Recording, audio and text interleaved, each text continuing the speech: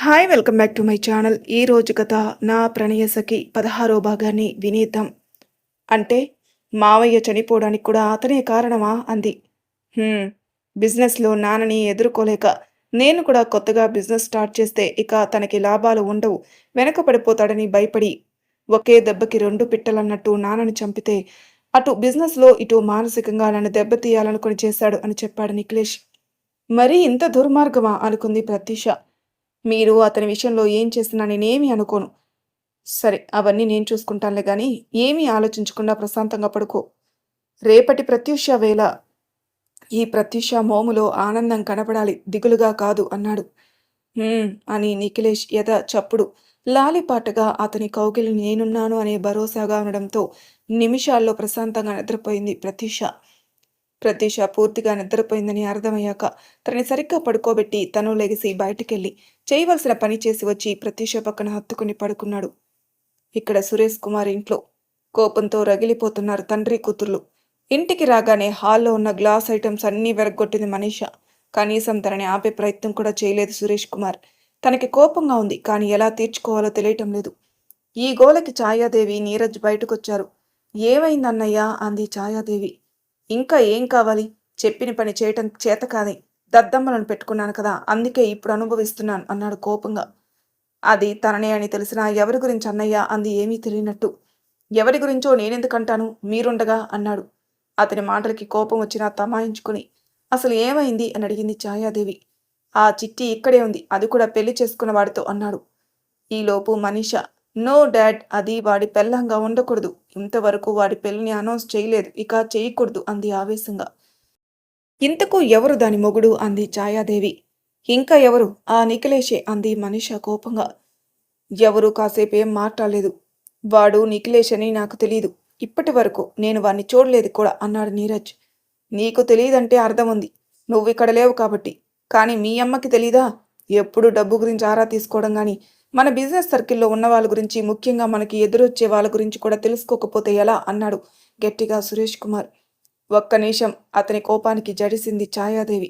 నిజమే, తను ఎప్పుడు డబ్బుల గురించి, మనీషాకి నీరజ్నిచ్చి పెళ్లి చేయడం గురించి, అన్న దగ్గర డబ్బు ఎలా రాబట్టుకోవాలని ఆలోచించిందే కానీ ఎప్పుడూ బిజినెస్ గురించి కానీ, ఎవరున్నారని కానీ తెలుసుకోలేదు. కనీసం ప్రయత్నం కూడా చేయలేదు. అది గుర్తుకొచ్చి, ఛీ, ముందే తెలుసుకొనుంటే ఎన్ని రోజులు దానికోసం వెతికే శ్రమ తప్పేది, అన్నయ్యతో తిట్లు తప్పేవి అనుకుంది. ఇప్పుడు ఏం చేద్దాం? అన్నాడు నీరజ్. అదే అర్థం కావడం లేదు. ఆ దేవి కూడా అక్కడే ఉంది. నాకు తెలిసి మొత్తం విషయం అంతా తెలిసిపోయి ఉంటుంది అన్నాడు ఆలోచిస్తూ. ఈ దేవి కూడా అక్కడికి చేరిందా? అనుకుంది ఛాయాదేవి. పైకంటే మళ్ళీ ఎక్కడ తిడతాడని. బావా, దానిని ఎలాగోలా నీకు అప్పచెప్పేస్తా. దాని జీవితం నాశనం చేయాలి. ప్రాణాలతో ఉన్నా కూడా ఆ నిఖిలేష్ దగ్గరికి వెళ్ళే ప్రయత్నం చేయకూడదు అది, అంది మనీషా రాక్షసంగా. సరే అన్నాడు నీరజ్. అంతకుమించి మాట్లాడితే సురేష్ కుమార్ చేతిలో తన పనైపోతుందని. డాడ్, ఆ ఇంట్లో పనిచేసే వాళ్ళ గురించి వివరాలు తెలుసుకోండి. ఎవడో ఒకడుంటాడు మనకు ఉపయోగపడేవాడు అని చెప్పి గదిలోకి వెళ్ళిపోయింది మనీష. మనీష ఆలోచనలకి షాక్ అయి, ఇది మా అన్న కన్నా డేంజర్, దీన్ని జాగ్రత్తగా హ్యాండిల్ చేయాలి అనుకుంది ఛాయాదేవి. సురేష్ కుమార్ మాత్రం తన పని మొదలుపెట్టాడు కూతురి ఆలోచన నచ్చి. అలా పాపానికి తగిన శిక్ష వెయ్యాలని ఒకరు, ఇంకా కొత్తగా మరో పాపం చేయడానికి మరొకరు తమ ప్రణాళికను సిద్ధం చేసుకున్నారు. ఆ రాత్రి 2 కొండల మధ్య ఉదయించే సూర్యుల్లా 2 కనుబొమ్మల నడుమ పెట్టిన సింధూరంతో భానుడు కిరణాలకి విరిసిన తామర రేకులా ఉన్న కనులు, నీలాకాశంకి ఉదయించే రవికిరణాలు, ఎర్రటి రంగు అద్దినట్టు నునుపైన బుగ్గలతో సిగ్గుతో వచ్చిన ఎరుపు రంగుతో గులాబీలు ఒద్దికగా చేరినట్టున్న చిట్టి పెదాలు, వాటి మీద చెరగని చిరునవ్వుతో నెమలి కంఠం రంగు చీరకి కాంట్రాస్ట్ కలర్ బ్లౌజ్ వేసుకుని చేతిలో కాఫీ కప్తో నించునున్న ప్రత్యూషను చూడగాని ప్రత్యూష ప్రత్యూష వేళ పులకరించే ప్రకృతి అందమైన అమ్మాయిలా తన ముందు నిలబడినట్టు అనిపించింది నిఖిలేష్కి. ప్రత్యూషని అలా చూస్తూ కళ్ళలో నింపుకుంటున్న నిఖిలేష్ ఎంత పిలిచినా పలకకపోయేసరికి మళ్ళీ అతను భుజం తట్టి కాఫీ తీసుకోండి అంది ప్రత్యూష. అప్పుడు ఈ లోకంలోకొచ్చి మంచం మీద నుంచి దిగి ప్రత్యూషను చూస్తూ బ్యూటీ అన్నాడు నిఖిలేష్. నిఖిలేష్ చూపులు సూటిగా తాకుతుంటే సిగ్గుతో తలదించుకునున్న ప్రత్యూష అతను పిలిచిన పిలుపులని మాధుర్యానికి తల కొంచెం ఎత్తి కళ్ళు పైకి లేపి చూస్తుంది. ఆ చూపుకి ట్రాన్స్లోకి వెళ్ళిపోయి ప్రత్యూష మొహాన్ని 2 చేతుల్లోకి తీసుకుని చాలా బాగున్నావు బ్యూటీ అంటూ నుదుటి మీద చిరుముద్దు పెట్టాడు. ఆ ముద్దుని ఫీల్ అవుతూ కళ్ళు మూసుకుంది ప్రత్యూష. బ్యూటీ, త్వరగా నీ మనసులో మాట చెప్పరా, నీకు దూరంగా ఉండలేను అన్నాడు. ఆ మాటలకి కళ్ళు తెరిచి తన వైపు చూసి, నాకు కొంచెం టైం కావాలి అంది తలదించుకుంటూ. హ్మ్. సరే, నేను రెడీ అయ్యి వస్తాను. బ్రేక్‌ఫాస్ట్ రెడీ చెయ్యి అని కప్పు తీసుకొనొచ్చాడు. అతను వదలడం ఆలస్యం. కుందేలు పిల్లలా పరుగు పెట్టింది ప్రత్యూష. నువ్వు మన బంధాన్ని ఒప్పుకున్నావు బ్యూటీ. కానీ ఎందుకో ఆగుతున్నావు. నీ కళ్ళల్లో నా మీద ఇష్టంతో పాటు ఇంకా ఏదో భావం ఉంది. దాన్ని తెలియకుండానే దాచేస్తున్నావు. ఇంతకు ముందయితే సందేహం కనిపించేది. ఇప్పుడు అది లేదు అని మనసులో అనుకుని ఫ్రెష్ అవ్వడానికెళ్ళాడు. కిందికొచ్చిన ప్రత్యూష, అమ్మో! కొంచెంలో తప్పించుకున్నా. లేదంటే నా మనసులో మాట కనిపెట్టేసేవాడు ఆ చూపుతో అనుకుంది. ఒక్క 4 రోజులు బావా! ఆ రోజున నా పుట్టినరోజు. ఈసారి నీ భారీగా పుట్టినరోజు చేసుకుంటాను. నా మనసులో మాట చెప్పి అనుకుంది. వంటగదిలోకి వెళ్లి కరుణగారికి వంటలో సహాయం చేస్తోంది. కరుణగారు ప్రత్యూష మొహంలో ఆనందాన్ని చూసి, ఏమిటి మేనకోడలా? మొహమంతా వెలిగిపోతుంది అన్నారు. ఏముందత్తమ్మ, మేనకోడలు కోడలుగా ఉండాలి అనుకుంటుంది అంది ప్రత్యూష. వెంటనే కరుణగారు నిజమా అని ప్రత్యూషాన్ని పట్టుకుని బుగ్గ మీద ముద్దు పెట్టుకున్నాను. అయితే ఈ విషయం మీ ఆయనకి చెప్పావా అన్నారు. ఇంకా లేదత్తమ్మ. ఇంకో 4 రోజుల్లో నా పుట్టినరోజుంది. ఆ రోజు చెప్దామనుకుంటున్నా అంది ప్రత్యూష. నీ పుట్టినరోజు నాడు సర్ప్రైజ్. బహుమతులు నీకివ్వాలి. కానీ వారికిస్తానంటావు ఏంటే అన్నారు కరుణగారు. ఆ రోజు ఆయన భార్యగా మారడం నాకు చాలా విలువైన బహుమతి కదత్తమ్మా అంది ప్రత్యూష. సరే నీ ఇష్టం అన్నారు. కానీ అప్పుడే ఎవరికి చెప్పొద్దు అంది ప్రత్యూష. సరేలే అని ఇద్దరు బ్రేక్‌ఫాస్ట్ ప్రిపరేషన్‌లో పడిపోయారు. కానీ ఈ మాటలన్నీ విన్న మళ్ళీ మాత్రం కోపంతో చూస్తూ ఉండిపోయింది ఇద్దరిని. నేను రావాలి అనుకునే స్థానానికి నువ్వొచ్చావు. నిన్ను వదిలిపెట్టను అనుకుంది మనసులో మళ్ళీ. అందరూ బ్రేక్‌ఫాస్ట్ చేసి ఎవరి పనికి వాళ్ళు వెళ్ళిపోయారు. నిఖిలేష్ మాత్రం వెళ్లే ముందు రంగడిని ఆఫీస్‌కి పంపించమ్మా అని చెప్పి వెళ్ళిపోయాడు. సరే అన్నారు కరుణగారు. ఎందుకు అని అడిగింది ప్రత్యూష. ఆఫీస్‌లో ఏమన్నా సర్దవలసినవి క్లీనింగ్ ఉంటే మన రంగడిని తీసుకెళ్తాడు. వేరే ఎవరిని రానివ్వడు అని చెప్పారు కరుణగారు. అతని మీద నమ్మకం నిఖిలేష్‌కి అని చెప్పారు. అందుకే నా ఇంట్లో కూడా అతనే శుభ్రం చేస్తారు అంది ప్రత్యూష. అన్నారు కరుణగారు. ఆఫీస్‌లో లంచ్ టైం అవుతుండగా రంగడు ఆఫీస్‌కొచ్చాడు. డైరెక్ట్‌గా నిఖిలేష్ ఛాంబర్‌కెళ్ళాడు. అప్పటికే అక్కడ ధ్రువ కూడా ఉన్నాడు. బాబూ అని పిలిచాడు రంగడు. ఏమైంది చెప్పిన పని అన్నాడు నిఖిలేష్. ఇదిగో బాబు అని తన జోబులో నుంచి ఒక ఫోన్ తీసిచ్చాడు. దాన్ని తీసుకుని ఇంకా ఏమన్నా తెలిసిందా అన్నాడు. పూర్తిగా తెలియలేదు కానీ ఆ అమ్మాయి మీ గురించి తెలిసే ఇక్కడికొచ్చింది. మిమ్మల్ని పెళ్లి చేసుకోవాలని. సరే కాసేపు రెస్ట్ తీసుకొని ఇంటికెళ్ళిపో అన్నాడు నిఖిలేష్. సరే బాబు అని వెళ్ళిపోయాడు రంగడు. ధ్రువ అడిగాడు ఏమిట్రా ఇదంతా అని. ఎవరి గురించి అన్నాడు.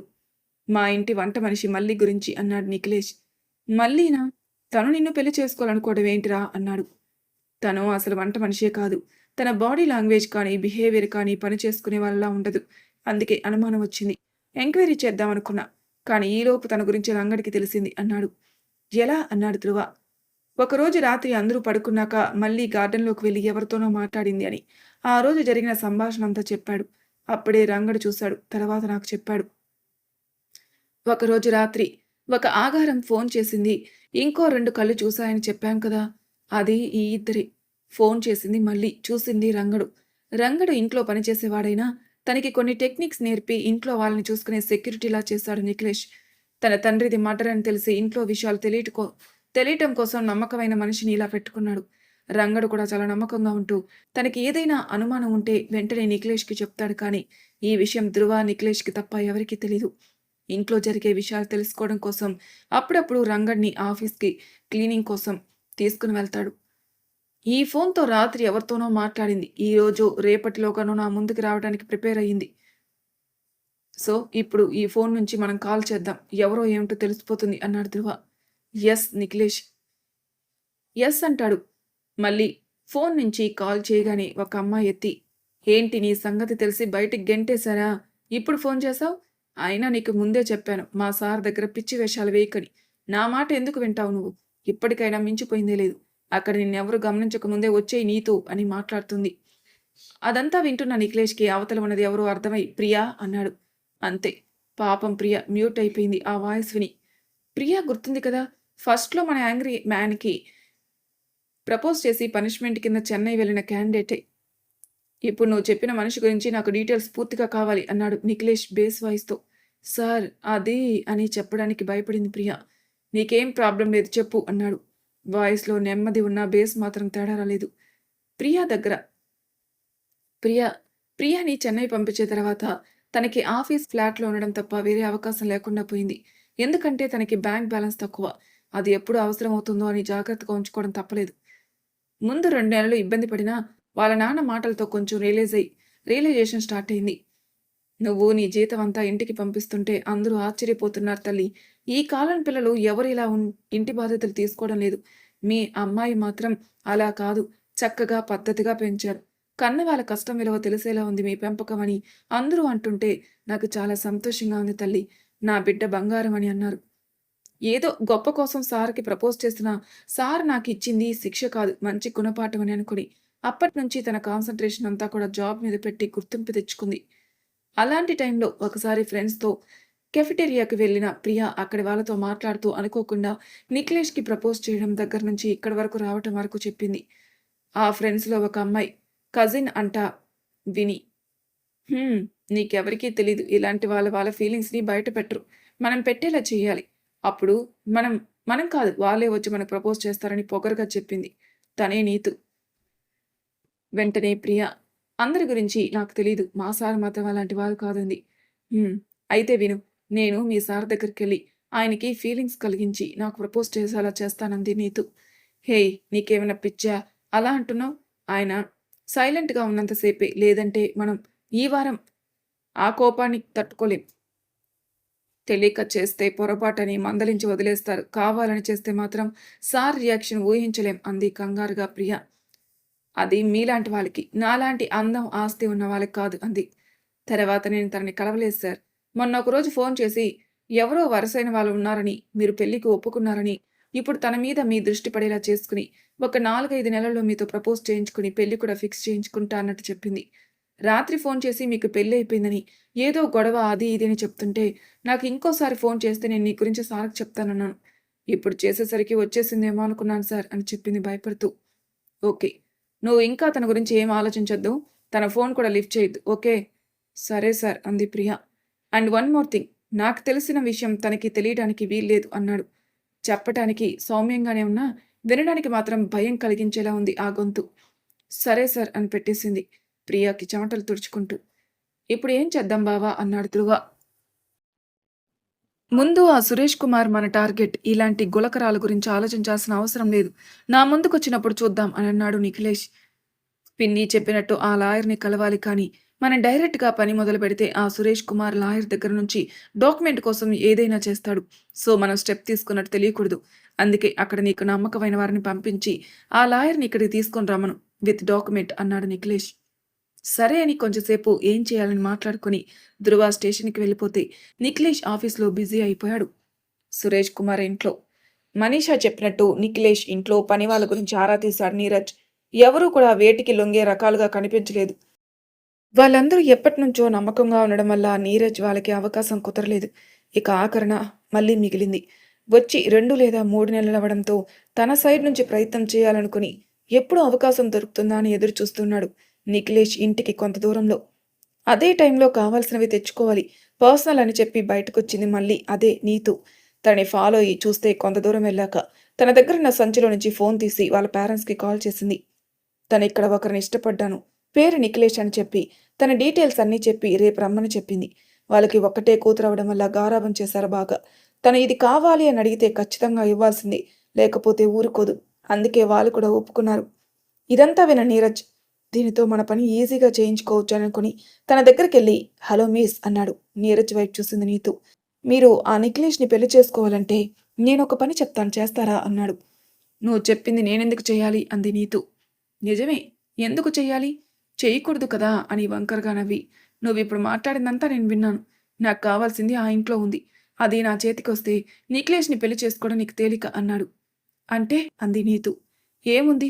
వాడు పెళ్లి చేసుకున్నాడని తెలిసి కూడా నువ్వు పెళ్లి చేసుకోవాలనుకుంటున్నావు. అలాగే వాడిని చేసుకున్న దాన్ని నేను చేసుకోవాలనుకుంటున్నాను.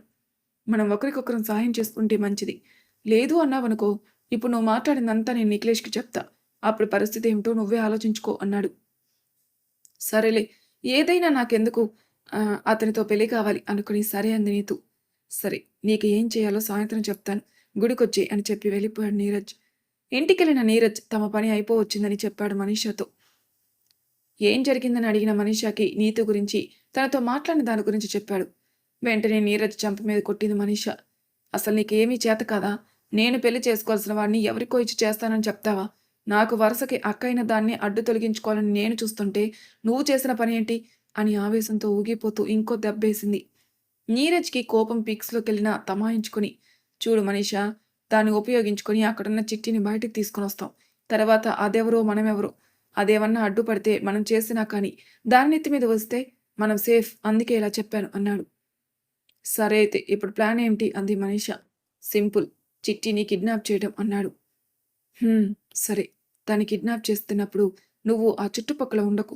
అలానే కిడ్నాప్‌కి ఉపయోగించే కారు అచ్చు నిఖిలేష్ కార్‌లానే ఉండాలి. దానివల్ల మనం తప్పించుకోవడం తేలికవుతుంది అని చెప్పి, ప్లాన్ అంతా చెప్పి, ఇదన్నా సరిగ్గా చెయ్యి అని వెళ్ళిపోయింది మనీష. అంతా విని, మీకు సహాయం చేస్తుంటే నన్ను మరీ చేతకాని వాడిలా చూస్తున్నావు కదా! చెప్తా నీ పని. నాకు ఏమి వచ్చో రాదో చూపిస్తా అనుకున్నాడు నీరజ్. మరి తర్వాయి భాగంలో ఏం జరుగుతుందో నెక్స్ట్ ఎపిసోడ్‌లో తెలుసుకుందాం. అంతవరకు నా ఛానల్ సబ్స్క్రైబ్ చేయని వాళ్ళు ప్లీజ్ సబ్స్క్రైబ్ చేసుకోండి. లైక్ చేసి షేర్ చేయండి. మీ అభిప్రాయాలు నాకు కామెంట్ రూపంలో తెలియజేయండి. Thank you for listening.